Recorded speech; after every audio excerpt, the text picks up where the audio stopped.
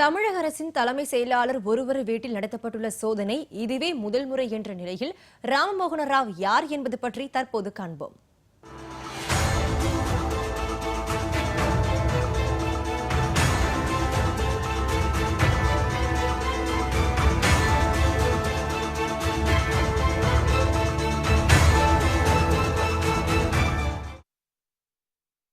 ஆந்திர மாநிலம் பிரகாசம் மாவட்டத்தை சேர்ந்த ராமமோகன ராவ் 1985ஆம் ஆண்டு தமிழ்நாடு பிரிவை சேர்ந்த IAS அதிகாரி.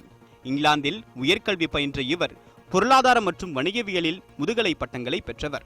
1996ஆம் ஆண்டு முதல் தமிழக அரசின் சமூக நலத்துறை, தொழில்துறை, குடிசை மாற்று வாரியம், சாலை மற்றும் நெடுஞ்சாலைத்துறை உள்ளிட்ட முக்கிய துறைகளில் பணியாற்றிய இவர் ஆசிரியர் தேர்வு வாரிய தலைவர், தமிழ்நாடு செய்தித்தாள் நிறுவனத்தின் தலைமை நிர்வாக இயக்குநர் உள்ளிட்ட முக்கிய பொறுப்புகளையும் வகித்தார்.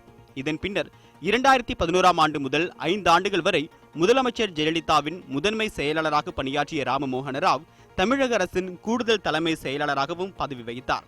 கடந்த சட்டமன்ற தேர்தலில் அதிமுக வென்று ஜெயலலிதா மீண்டும் முதலமைச்சரான பின்பு ஜூன் 8ஆம் தேதி தமிழக அரசின் தலைமை செயலாளராக ராமமோகன ராவ் நியமிக்கப்பட்டார். இவரது பதவிக்காலம் அடுத்த ஆண்டு செப்டம்பர் மாதத்துடன் முடிவடைய உள்ளது.